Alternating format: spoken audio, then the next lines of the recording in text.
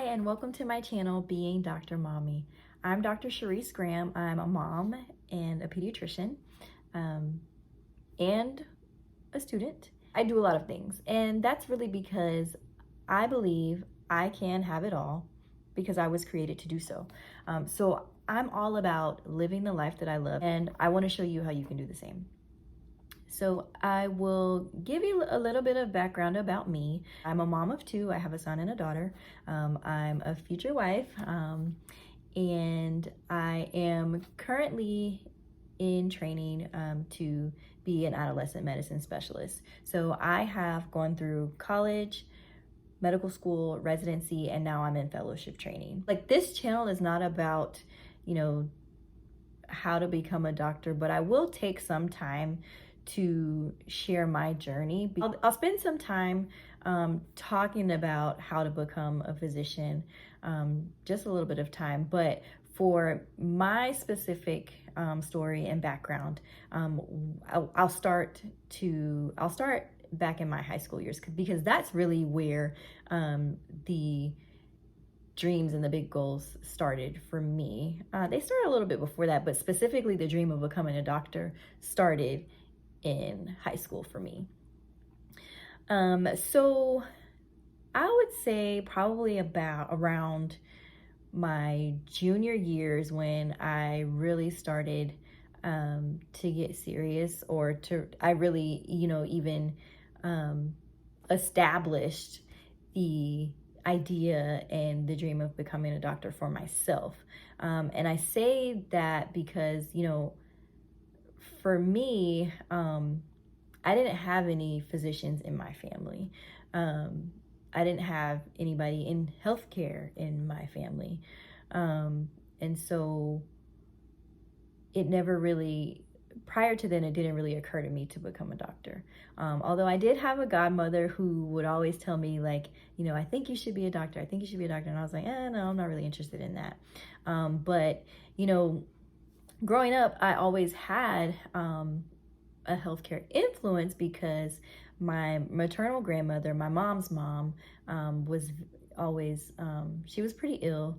And, she would have nurses that would come to our home and help take care of her. And they would also show us how to administer her insulin because she was a diabetic, or because she had diabetes. And so there were times where I had to help my grandmother. As a child, I and my sisters had to help my grandmother administer her insulin, especially when her arthritis was really bad. And there were also times, where her blood sugar would get really low. And so I would have to make her orange juice cocktail with sugar so that she could raise her blood sugar. So I had little influences like that, but nothing, like no specific, doctor close to me or, with me that was like mentoring me or anything. And honestly, as far as I can remember, we didn't really go to the doctor a lot either as kids. Like, I know it's terrible to say, sorry, Mom. But we really, we just went to the health department to get our shots for school. In high school, like I said, is when I really caught the bug of wanting to be a physician. And I feel like I was influenced by my peer group because I went to a pretty diverse top performing high school in my state at the time. And all of my friends, like everybody in my friend group, their plan was to go to school so that they could become doctors. Like, they knew doctors, or they had, people in their family that were doctors. Some of them did, but everybody was gonna do that. And then, I thought it was a pretty cool idea because my ultimate goal, like, I knew I just wanted to help people. At first I thought about, maybe being a pharmacist or, being a pharmaceutical, researcher. And then I was like, no, I want to be with people. And I was really good in science. And so I remember my junior year, or was it my senior year? No, my senior year was chemistry. Okay, we'll skip that. But yeah, so I knew I wanted to help people, and I was really good at science. And so I decided that becoming a doctor would be the best way for me to make a positive impact on the world while also still utilizing my academic gifts. Um, so yeah. And you know, it became bigger than me because as far as like this dream and this goal, because you know I wanted to help people and especially help my family. So I'm the oldest, and so you know it was always me and my sisters, you know, in the house, especially after my grandmother passed away. And so I was always the role model for my sisters, and so I knew that I wanted to do something meaningful with my life to be able to be a a good role model for them. Um, it's funny. We'll talk. You know, we'll get into this later as I talk more about my upbringing and you know how I grew up.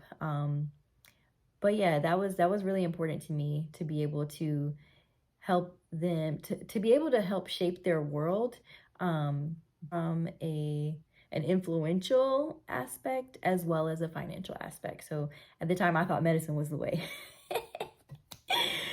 um and then on top of that, you know, from my upbringing, you know, I wanted to be able to help show youth just that were like me, how I was growing up, you know, what was possible and what they could be no matter where they came from. Because I came from a single parent household. I mean, I don't tend to call my mom a single parent because I felt like we always had help. So I always joke with her like you weren't really you weren't really a single parent because we had like very active extended family. Like our extended family is so close knit, and I'll talk about that later as when I talk about you know my village and everything like that.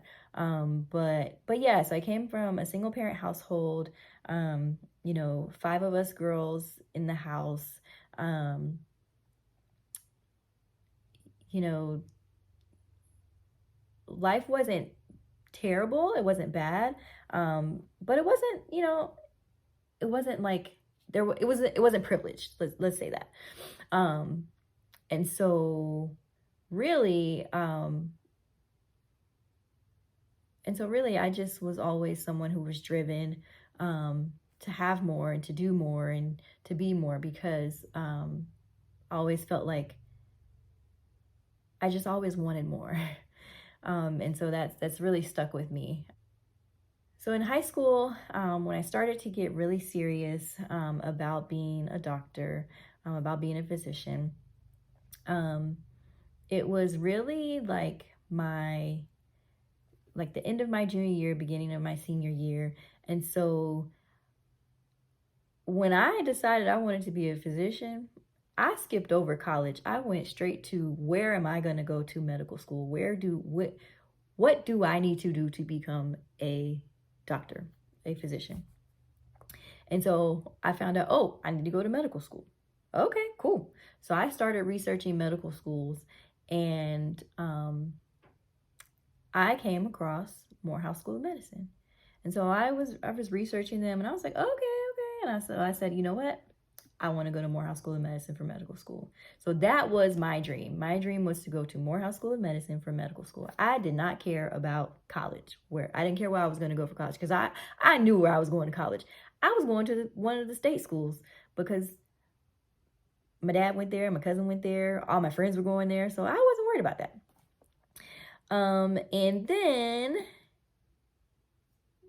let's see, we got to, I want to say, was it the end of my junior year?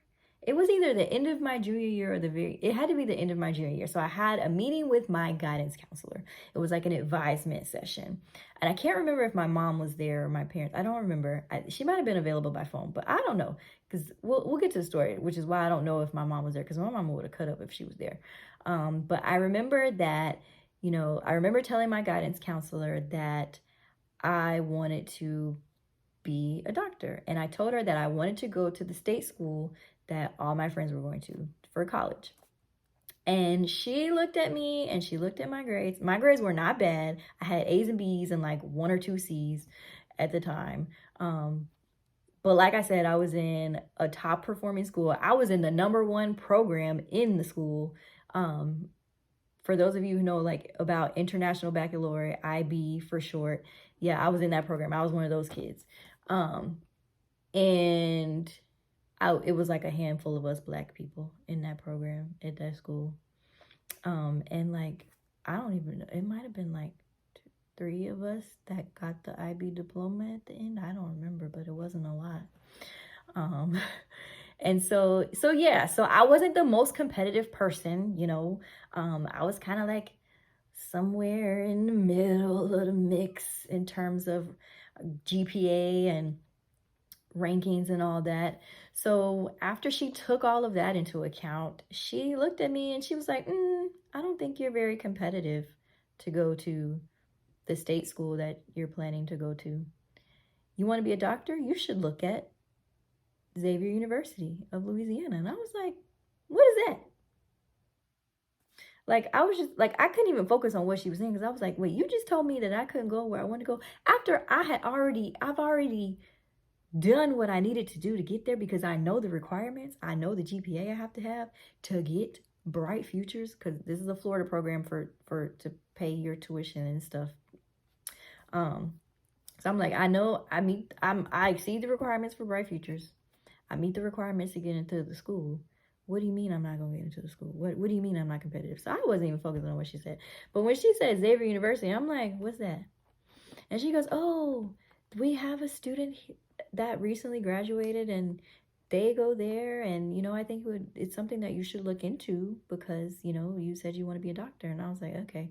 Mind you, at the time, I didn't know it was an HBCU. I didn't know. I had never heard of Xavier University ever in my life.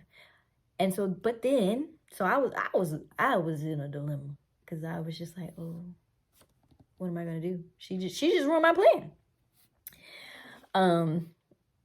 But it's crazy, because that moment could have been a deterrent for me, but it ended up turning out for my good. So, you know, I'm researching Xavier University of Louisiana. I find out it's an HBCU. Again, I didn't know anything about it. I knew about HBCUs, because, you know, I knew about the Campus Queens and Ebony Magazine.